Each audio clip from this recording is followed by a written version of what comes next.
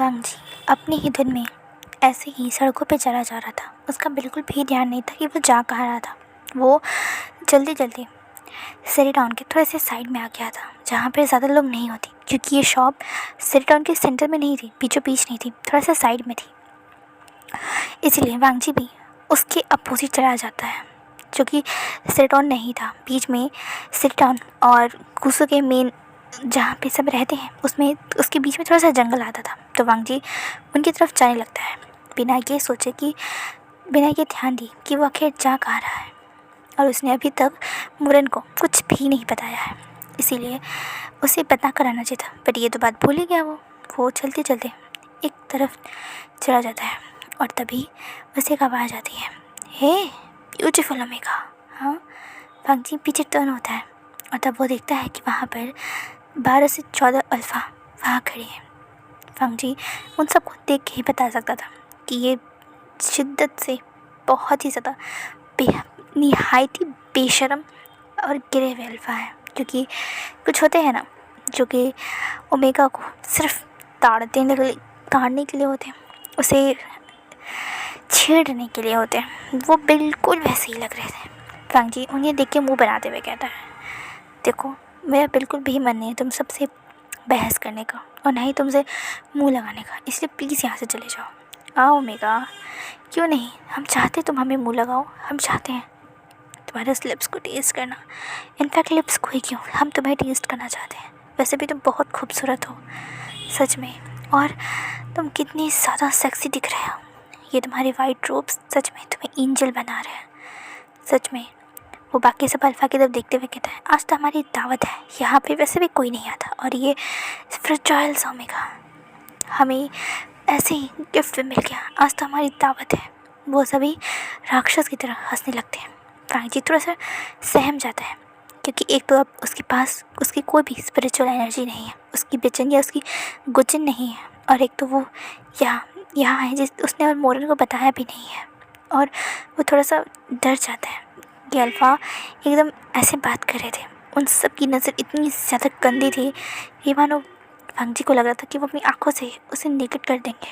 वो बहुत ज़्यादा घबरा रहा था, वो पीछे हटने लगा था। और तब दूसरा अल्फ़ा कहता, लगता है छोटा ओमेगा डर गया हमसे। कोई बात नहीं ओमेगा, तुम फिक्र मत करो, हम सब एक एक करके तुम्हारे साथ बहुत एंजॉय करेंगे। वांग जी कहता है, दूर रहो मुझसे, समझे, बकवास मत करो, तुम्हें पता नहीं मैं कौन हूँ। तुम कोई भी हो, पर फ़िलहाल के लिए तुम हम सबको सेटिस्फाई करोगे। बिल्कुल नहीं। वो सब वांग जी की तरफ बढ़ रहे थे और वांग जी डर के धीरे धीरे पीछे जा रहा था, और तब एक पेड़ से वो जाके टकरा जाता है। वो रुक जाता है और वो अल्फ़ा अभी भी उसकी तरफ बढ़ रहे थे। वांग जी डर गया था, वो लिटरली काँपने लगा था, क्योंकि वहाँ पर 12 से 14 अल्फ़ा थे और वो सबके फेरोमोन्स उसे बहुत ज़्यादा पेन दे रहे थे। हालांकि वांग जी एक मार्क्ड ओमेगा है, पर अल्फ़ा के फेरोमोन्स उसे असर करेंगे ही, और इसीलिए वो बहुत ज़्यादा अनकंफर्टेबल फील कर रहा था। और एक तो उन सब की वो गंदी गंदी बातें उसे बिल्कुल अच्छी नहीं लग रही थी, और उनका उस तरीके से उसे देखना, उसकी तरफ बढ़ना, वांग जी लिटरली उसकी आंखों में आंसू आ गए थे। और इससे पहले एक अल्फ़ा आगे बढ़ता है और वांग जी को जैसे ही टच करने वाला था, एक तलवार जल्दी से वहाँ आती है और उस हाथ को जो उस अल्फ़ा ने बढ़ाया था उसे कट कर देती है। उस अल्फ़ा का हाथ कट कर नीचे गिर जाता है और अल्फ़ा चीख कर पीछे हो जाता है। और तभी वहाँ पर एक अल्फ़ा एंटर करता है और वो गुस्से में ग्राउल करते हुए कहता है, दूर रहो मेरे ओमेगा से, कि मेरा ओमेगा है। विंग अपनी गुस्से में अपने अल्फ़ा फॉर्म में आ गया था। वो बहुत ज़्यादा गुस्से में था। जब वो अपने ओमेगा के आसपास इतने अल्फ़ा के फेरोमोन्स को फील करता है, इतने अल्फ़ा को देखता है, वो ग्राउल करते हुए कहता है, अगर मरना नहीं है तो पीछे हटो, मेरे ओमेगा की तरफ एक कदम और बढ़ाया तो मैं तुम सबकी जान ले लूँगा। वो अल्फ़ा भी गुस्से में आ जाते हैं, और तब विंग उन सबको देख रहा था अपने गुस्से में। विंग एक डोमिनेटिंग अल्फ़ा था, उन सब अल्फ़ा से काफ़ी ज़्यादा ताकतवर, और ऊपर से वो एक किंग था जिसने बरसों से ट्रेनिंग ली है, हमेशा खुद को प्रिपेयर किया है। तो ये अल्फ़ा उसके लिए कुछ भी नहीं थे। वांग जी उसके पीछे ही था। वांग जी डर कर उसके हाथ को पकड़ लेता है, वो उसके आर्म्स को पकड़ लेता है। वांग जी काँप रहा था और ये बात विंग फील कर लेता है। विंग जल्दी से उसकी तरफ टर्न करता है और तब वांग जी की आंखों में आंसू थे। वांग जी लिटरली शिवर कर रहा था। विंग वांग जी को कहता है अपनी आंखें बंद करो। वांग जी कहता है पर मैंने कहा ना आंखें बंद करो, क्लोज योर आइज़। वांग जी अपनी आंखें बंद कर लेता है और तब विंग अपनी कामिंग फेरोमोन्स से वांग जी को पूरी तरीके से सेंटेड कर देता है। उसके आसपास जितने भी अल्फ़ा के फेरोमोन्स थे उनके वो सभी विंग की फेरोमोन से एक्सचेंज हो जाते हैं और उस पूरे एटमॉस्फेयर जो वांग जी को सराउंडेड था उसमें पूरे विंग के कामिंग फेरोमोन्स आ गए थे। और तब विंग टर्न करता है उन अल्फ़ा की तरफ और तब वो सभी अल्फ़ा विंग की तरफ हमला कर देते हैं और विदिन 5 मिनट्स विंग ने उन सभी को जान से मार डाला था। वांग जी अपनी आंखें खोलता है और देखता है कि वो सभी अल्फ़ा ज़मीन पर पड़े हुए हैं और उन सब से ब्लड आ रहा है, निकल रहा है उनके शरीर से। और वांग जी कहता है विंग। वांग जी बहुत ही ज़्यादा डर गया था। वो धीरे धीरे बैठने लगता है। वो उसी पेड़ का सहारा लिए वो वहीं बैठ जाता है और तब कुछ 1 मिनट बाद और वो सभी अल्फ़ा लेता है और कि वहीं डेथ हो जाती है। और विंग तब जो उसके हाथों में तलवार थी वो उसे छोड़ देता है और तब तरीके से निपटा जल्दी से वो मुड़ता है हमारे वांग जी की तरफ। वो देखता है कि वांग जी अभी भी वो देखता है कि वांग जी की हालत बहुत ही ज़्यादा ख़राब हो गई है। वो लिटरली से काँप रहा था वहीं पे बैठे वो। और तब वांग जी की तरफ देखता है, जल्दी से उसके पास आता अपने घुटनों पे बैठ जाता है और तब धीरे से वांग जी बुलाता है। वांग जी उसकी तरफ देखता है और बिना कुछ सोचे समझे बस उसे टाइटली हग कर लेता है, मानो विंग ही उसकी जीने की आखिरी सांस हो। वो उसे तुरंत ही थाम लेता है और विंग खुद भी उसे टाइटली गले लगा लेता है। वो उसे अपनी एम्ब्रेस में छुपा लेता है एकदम टाइटली। और विंग की इतनी वार्मथ को फील करके वांग जी अपने आंसू को जितनी देर से उसने रोका हुआ था वो अब रोक नहीं पाता। विंग की चेस्ट पर ही वो फूट फूट कर रोने लगता है और तब वो डरते हुए कहता है हाँ अगर आप नहीं आते तो। विंग उसके चेहरे को पकड़ते हुए कहता है कुछ नहीं हुआ पापे, देखो सब ठीक है, कुछ नहीं हुआ। पर ये अल्फ़ा वांग जी को कुछ नहीं हुआ, देखो कुछ भी नहीं हुआ, तुम्हारा अल्फ़ा है ना यहाँ पर। हाँ ठीक है तो तुम यहाँ। मुरन कहाँ है? वो मैं बाहर आ गया था बिना उसे बताए।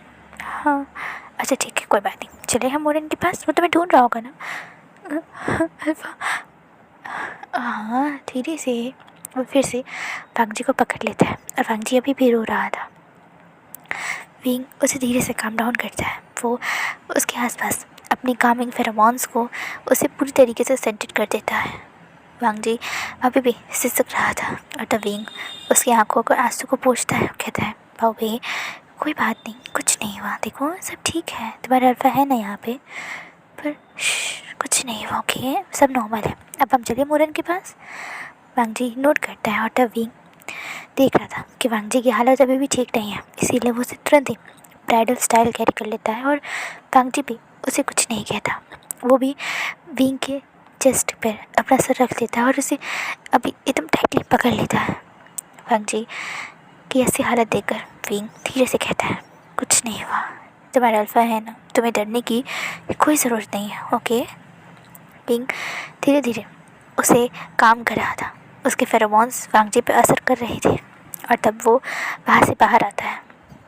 उसी ब्रोच शॉप के बाहर मोरन वांग जी को देख रहा था, चिल्ला रहा था वांग जी। और तब तुरंत ही जब वो विंग को देखता है और उसके आर्म्स में वांग जी को, तो मोरन भागकर वांग जी के पास आता है और मोरन को आता देख विंग धीरे से वांग जी को खड़ा कर देता है। वांग जी भी खड़ा हो जाता है और तब मोरन गुस्से में विंग तुरंत आता है और विंग को एक खींच के पंच देता है और उसके कॉलर को टाइटली पकड़ते हुए कहता है तुमने क्या किया मेरे दोस्त के साथ? हाँ तुम्हारी हिम्मत कैसे हुई, वो क्यों रो रहा है और ये क्या किया तुमने? हाँ वो उसे दोबारा पंच करने ही वाला था बट लंजा चिल्ला कर कहता है मुरन रुको, उन्होंने कुछ नहीं किया, रुको। और तो मुरन उसकी तरफ देखते हुए कहता है पर तुम्हारी ऐसी हालत क्या हो, तुम रो रहे हो और ये क्या किया इसने? हाँ किसने फिर से महसूस गलत किया, इस पर मैं तो इसकी पकड़ जान ले लूँगा। नहीं कुछ नहीं किया उन्होंने। और तब लंजा इन्हें मोरन को सब कुछ बताता है और तब मोरन उसे कुछ कहता। विंग जल्दी से फंक्ची के सामने आ जाता है और तब वो कहता है, मैंने कहा ना कुछ नहीं हुआ है, कुछ भी नहीं हुआ है और अब तुम दोनों को वापस जाना चाहिए, तुम दोनों को अभी बाहर नहीं निकलना चाहिए, ठीक है। मोरन वुशियान को घूर रहा था और तब वो फंक्ची को पकड़ता है वेस्ट से, तुरंत अपनी तलवार को बुलाता है और वहाँ से निकल जाता है। और तब विंग शाय करता है और तब वो देखता है कि उसके हाथ में एक ब्रोच है, एक ब्लैक एंड रेड कलर का प्यारा सा। और तब विंग कहता है ये ब्रोच, और जब वो समझ गया था कि फंक्ची की ये ब्रोच है जो उसने गलती से उसके हाथ में वो रह गया था, और तब वो खुद भी जिस काम के लिए वो आया था वो तो वो कर चुका था। और तब वो खुद भी अपनी तलवार को बुलाता है और वहाँ से उन दोनों के पीछे चला जाता है।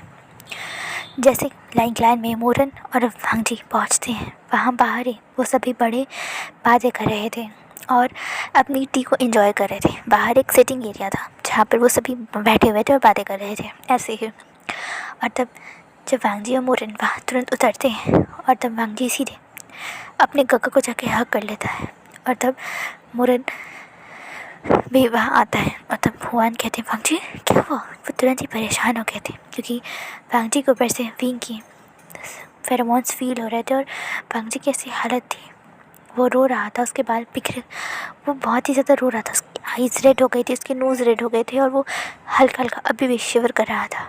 मतलब मोरन की तरफ बाकी सब देखते हैं कहते क्या हुआ, क्या विंग ने। तब वहाँ पर विंग आता कहता है कुछ नहीं हुआ, सब ठीक है और आप उसे आज अपने पास सुलाइए, वो आज आपके पास रहेगा तो ठीक रहेगा प्लीज़। और वो ऐसे कहकर वहाँ से जाने ही वाला था, पर वहाँ पर हुआन कहते हैं रुको, मुझे बताओ हुआ क्या है, क्या किया है तुमने फ्यूशियान। देखो मैं मानता हूँ कि हमने उसे यहाँ तुम्हें रखा है ताकि तुम वांगजी को मना सको, पर इसका ये मतलब नहीं कि तुम वांगजी को फोर्स करोगे, समझे फ्यूशियान। बताओ मुझे हुआ क्या है, क्या तुमने वांगजी को फोर्स किया है। हाँ तो टेल मी कि ये तुमने किया है, वरना मैं अभी के अभी तुम्हें यहाँ से थक के मार के निकाल दूँगा। इससे पहले कि विंग कुछ कहता वांगजी बोलना स्टार्ट करता है और वांगजी की बोलना ख़त्म करते ही तुरंत ही इससे पहले चिरान कुछ कहते विंग कहता है कुछ नहीं, कुछ भी नहीं हुआ है ना अंकल। वांगजी तुम्हें भी जाके रेस्ट करना चाहिए, ठीक है। चिरान काका अब क्यों ना वांगजी को लेके जाए और रेस्ट करवाएं अपने साथ, वांगजी अभी गुड फील करेगा आपके पास होकर। पर विंग काका प्लीज़ जाइए। और तब वहाँ से सिचैन वांगजी को लेकर अपने कक्ष हानशी में चले जाते हैं। और तब वहाँ पर विंग, चिरन, बाओसेंसरन, मोरन और चू वैनिंग थे। और जब सब उसकी तरफ देखते हुए कहते हैं अंकल प्लीज़, वो अभी भी छोटा ही है, उसे उसकी कोई गलती नहीं थी, इसमें गलती अल्फ़ा की थी ना कि ओमेगा की। आखिर उसमें उसकी क्या गलती। हाँ वो क्या फ्रीली कहीं जा नहीं सकता। मुझे पता है आप क्या कहने वाले थे कि जब तक तुम अब सीख नहीं लेते, तुम खुद को प्रोटेक्ट नहीं कर सकते, तुम कहीं नहीं जा सकते। पर क्यों अंकल, वो ओमेगा है मेरा और मेरे रहते आप उसे कभी भी बांध कर नहीं रख सकते। जब मैं अपनी ओमेगा को इतनी फ्रीडम दे रहा हूँ तो कोई भी इस पर कुछ नहीं कह सकता। अंकल प्लीज़, मैं गारंटी देता हूँ कि वांगजी को कभी कुछ नहीं होगा, मैं रहूँगा उसके पास हमेशा। प्लीज़ उस पर पाबंदियाँ मत लगाइए, वो खुश रहना डिज़र्व करता है, हम सब की तरह वो भी डिज़र्व करता है। और आप मत भूलिए कि वो भले उम्र से 4 साल बड़ा हो चुका है, पर अभी भी वो 16 साल का बच्चा है जिसने अभी तक अपना पूरी लाइफ जी ही नहीं है। अपने वो 4 साल उसने तो कोमा में रह के बिता दिए ना। विंग इतना ही कहता है और वो वहाँ से तुरंत जैसे ही मुड़ता है वहाँ वो देखता है कि पीछे ही सिचैन और वांगजी खड़े थे। वांगजी बस अपनी नमाइश से उसकी तरफ देख रहा था, उसकी आंखों में आंसू थे। और तब विंग जल्दी से उसके पास आता है, उसकी आंखों का आंसू पोंछता है और उसके चीक्स को धीरे से ग्रिस करते हुए कहता है क्या हुआ, तुम रो क्यों रहे हो? क्या तुम्हें हर्ट हो रहा है कहीं? क्या तुम्हें चोट लगी है? वांग जी विंग की तरफ देख रहा था और तब वो विंग को कहता है, मुझे कैरी करो। विंग कहता है, क्या? वांग जी कहता है, मुझे कैरी करो और जिनसे लेकर चलो। विंग दोबारा कुछ नहीं सोचता और तुरंत ही वांग जी को ब्राइडल स्टाइल कैरी कर लेता है। वांग जी अपने चेहरे को विंग के चेस्ट में छुपा लेता है और तब विंग उसे लेकर जिंजी की तरफ बढ़ने लगता है। वांग जी धीरे से कहता है, तुम ऐसा क्यों कर रहे हो? विंग कहता है, क्या कर रहा हूँ? तुम मुझे ऐसे प्रोटेक्ट कर रहे हो? क्यों क्यों क्या चाहते हो तुम मुझसे? विंग हंसते हुए कहता है, अगर मैं कहूँ कि मैं तुमसे 1 दर्जन बेबीज चाहता हूँ तो? वांग जी उसकी तरफ बड़ी प्रयास करते हुए कहते हैं, क्या 1 दर्जन भर बच्चे? नहीं वांग जी मर जाएगा। वांग जी ने देखा है वो बहुत ही लंबा प्रोसेस होता है। वांग जी तो मर ही जाएगा। वांग जी, हाँ नहीं, वांग जी 12 बजे नहीं करेगा। हाँ 1 तो चलेगा। विंग वांग जी की तरफ देख रहा था और उसके चेहरे पे स्माइल आ गई थी कि ये बच्चा कभी नहीं सुधर सकता। और तब वांग जी विंग की तरफ देखते हुए कहता है, सच बताइए क्यों किया ऐसा? पर इसमें तो वांग जी की गलती थी ना। वांग जी हमेशा यही करता है, वो बिना बताए निकल जाता है। हाँ ये तो है, बट इसमें वांग जी की कैसे कोई गलती हुई? क्या अब इंसान को फ्रीली चलने का भी अधिकार नहीं मिलेगा? पर क्या? ना ही तुम्हारी ये गलती है कि तुम सुंदर हो, ना ही इसमें तुम कुछ कर सकते हो कि तुम बहुत ही हॉट और सेक्सी दिखते हो, और ना ही तुम इसमें कुछ कर सकते हो कि तुम फ्रीली चलो। क्या इसमें तुम्हारी तो कोई गलती नहीं ना? अब तो भगवान ने तुम्हें इतना हॉट सेक्सी और इतना सा टेस्टी बनाया है कि कोई भी अल्फ़ा तुम्हें देखकर खाने का मन करे उसे। वांग जी उसके मारते हुए कहता है, आप बहुत ही परवट हो, शिमलेस हो। विंग हंसते हुए कहता है, अरे इसमें मेरी क्या गलती है? वांग जी कहता है, इसमें आपकी ही गलती है, आप ऐसे कैसे कह सकते हो? क्यों? क्या वांग जी खुद को नहीं फील करता कि वो कितना ज़्यादा सेक्सी है? वांग जी कहता है, हाँ वांग जी बहुत सुंदर है, बट ये नहीं है। क्यों नहीं है? कभी मेरे नज़रों से देखो, वांग जी तुम्हें बहुत टेस्टी दिखेगा। वांग जी शाई हो जाता है और वो अपने चेहरे को विंग के चेस्ट में छुपा लेता है और तब वो उस पर गुस्सा करते हुए कहता है, बहुत हो गया, वांग जी आपसे बिल्कुल बात नहीं करेगा। आप वांग जी के साथ खेल रहे हो। नहीं, ये मेरा प्यार है, कोई खेल नहीं, ना ही कोई बच्चों का खेल है और ना ही कोई मजाक है। ये प्यार है मेरा जो तुम्हारे लिए है और तुमसे है। तुम मुझे अपना अल्फ़ा नहीं मानते तो क्या हुआ? मैं तो तुम्हें अपना ओमेगा मानता हूँ ना। तो तुम्हारी प्रोटेक्शन की सारी जिम्मेदारी मेरी है, तुम्हारी हर रिस्पॉन्सिबिलिटी मेरी है, तुम्हारी हैप्पीनेस सब कुछ मेरा है, समझे? और वो ऐसा कहकर जिंजी के दरवाजे को खोलता है और सीधे वांग जी को ले जाकर उसी के बेड पे बैठा देता है। और तब वो कहता है कि चलो बताओ क्या खाओगे? आज तुम्हारे लिए खुद महाराज विभूषियान तुम्हारे लिए खाना बनाएंगे, तो बताओ। वांग जी उसकी तरफ देखते हुए कहता है, आपको खाना बनाना आता है?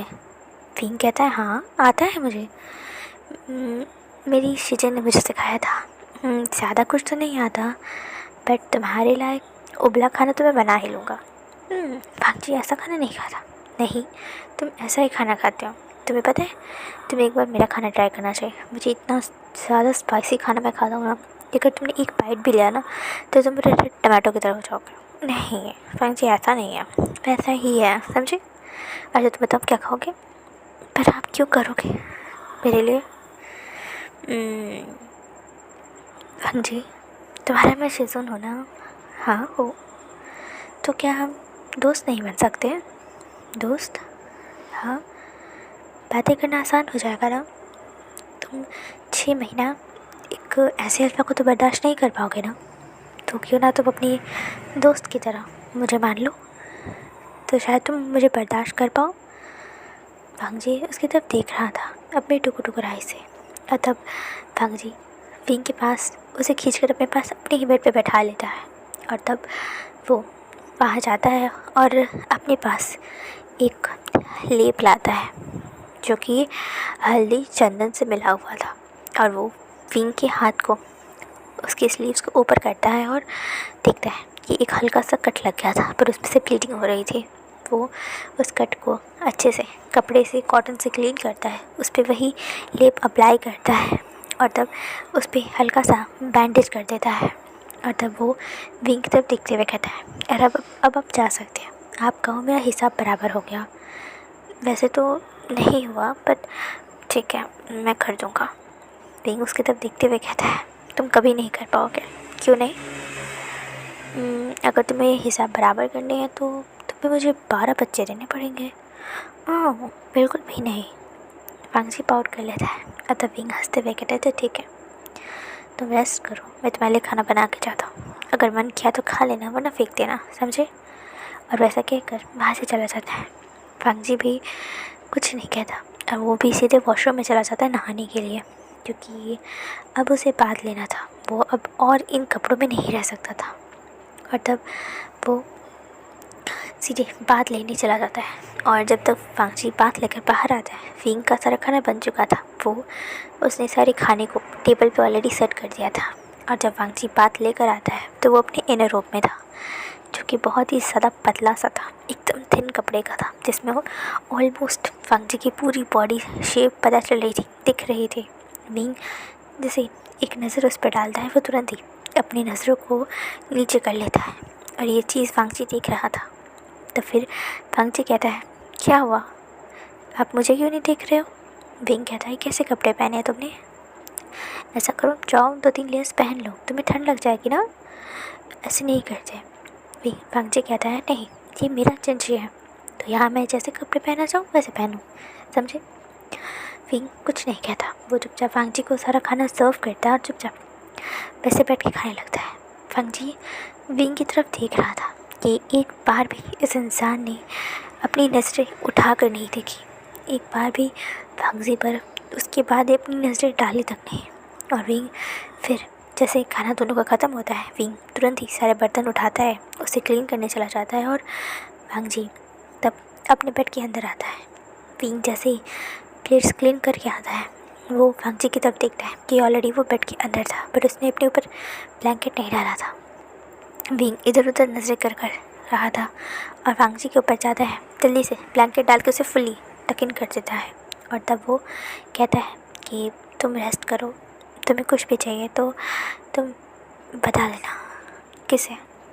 अपनी कुकू को। और तब ऐसा कहकर वहाँ से चला जाता है और विंग जाने से पहले एक प्रोटेक्टिव बैरियर सेट कर देता है। और अब नेक्स्ट मॉर्निंग होती है और तब सुबह सुबह ही वांगजी और विंग के पास एक मैसेज आता है कि उसे लैन कुरैन और लैन सिचैन ने सभा में बुलाया है। और तब जैसे ही वो दोनों वहाँ एंटर करते हैं तो वहाँ वो देखते हैं कि बहुत सारे लोग वहाँ पर खड़े हुए हैं, जो शायद उसी शहर से आए हैं, सैरी टाउन से आए हैं। और तब वो सभी जैसे ही वांगजी और विंग को देखते हैं तब उसी में से एक लेडी चिल्लाते हुए कहती है, यही ओमेगा था और इसी अल्फा ने हम सब के बेटे को मार डाला। लैन, ये कौन है और इसने हमारे बच्चे को मार डाला है? आपको इंसाफ करना होगा, हमें इसकी जान चाहिए। वांगजी विंग की तरफ देख रहा था। विंग एकदम शांत वहीं खड़ा हुआ था। और तब लैन हुआन उन सबको वो सब कुछ एक्सप्लेन करते हैं जो वहाँ पर हुआ था। और तब वो सभी लेडीज़ और जो भी शायद उन बच्चों के पेरेंट्स थे या रिलेटिव थे, वो सभी चुप हो जाते हैं। पर उसमें से एक लेडी ओमेगा कहती है, ठीक है, माना कि हमारे बच्चों ने इस ओमेगा की तरफ देखा था, बट ये कोई बात नहीं होती कि वो हमारे बच्चों की जान ही ले ले। वो उसे मार कर छोड़ भी तो सकता था ना, उसकी जान लेने की क्या ज़रूरत थी? और जब ये बात विंग सुनता है तो उसके एग्रेसिव, डार्क, एंग्री फेरोमोन्स तुरंत ही पूरी सभा को कवर कर लेते हैं और ये वांगजी अच्छे से फील करने लगता है। विंग एक ओमेगा गर्ल की तरफ जो उन्हीं में आई थी बढ़ने लगता है। वो उस ओमेगा की तरफ बहुत ही अजीब नज़रों से देख रहा था, जिसकी वजह से वो ओमेगा पीछे हटने लगती है और ये सब कुछ सब कोई देख रहा था। तब विंग इससे पहले कि उसे टच करता, फांगची तुरंत ही उसके हाथ को पकड़ लेता है और तब उसे दूर करते हुए कहते, क्या कर रहे हो तुम, पागल हो गए हो। और तब वशियान उस ओमेगा बच्ची की तरफ देखता है जो कि एक छोटी सी, शायद 16 साल या 15 साल की एक ओमेगा थी। और तब वो उसकी मदर और फादर की तरफ देखते हुए कहता है, जो कि उसकी ऑलरेडी आगे आ गए थे और वशियान को मारने को एकदम तैयार थे। और तब वशियान कहता है, क्या हुआ। जब बात अपनी ओमेगा पे आई तो बुरी लगी। पता है ये कौन है, वाइफ है ये मेरा। वो वांगची की तरफ पॉइंट करते हुए कहता है, पता है मैंने तो आपकी बच्ची पर गलत नज़र डाली भी नहीं, बस उसकी तरफ गुस्से में आगे बढ़ रहा था। उसके ऊपर मेरी कोई गंदी नज़र नहीं थी। पर सोचिए, मेरा ओमेगा उन 14 अल्फ़ा के बीच में था जो मेरी ओमेगा से बदतमीज़ी कर रहे थे, उसे छेड़ रहे थे, उसे गंदी नज़र से देख रहे थे, उसके बारे में कितनी गंदी गंदी बातें बोले थे आपको पता है? नहीं, क्यों? आपको कोई परवाह नहीं है आप सबको। और यहाँ आकर आप उन बच्चों के लिए मुझसे क्लैरिटलान से बात करने आए हैं। वाह। वो गुस्से में ग्राउल करते हुए कहता है, पीछे हट जाइए। अगर एक कदम और किसी ने आगे बढ़ाया या एक शब्द बोला तो मैं वहीं उसकी जान ले लूँगा, समझे? और रही बात, पता है ये अल्फ़ा इतनी गिरे हुए क्यों है? क्योंकि उनकी माँ उन्हें सिखाना भूल गई कि एक अल्फ़ा की लिमिट कहाँ तक होती है। एक ओमेगा जो खुद लिमिट जानती है, वो अपने बच्चों को बताना भूल गई कि एक ओमेगा की रिस्पेक्ट कैसे करती है। और अगर ओमेगा फील हो जाएगी तो अल्फ़ा ही सिखाएंगे ना उसे कि औकात में कैसे लाते हैं। आपको पता है, अगर वहाँ पे आपके बच्चों के अलावा कोई भी होता जो वांगची की तरफ आँख उठा कर देखता, मैं उसका वही हाल करता, समझे? इसीलिए अपने बच्चों को सिखाइए कि ओमेगा की रिस्पेक्ट कैसे करते हैं, वरना ओमेगा का अल्फ़ा इतना कैपेबल है कि वह सबकी जान लेने में 2 कदम नहीं टकराएगा। और ये तो विवशान ओमेगा है। हिम्मत कैसे कि उन सभी गिरे हुए ओमेगा अल्फ़ा ने मेरे ओमेगा की तरफ आँख उठा कर देखने की। हाँ, वशियान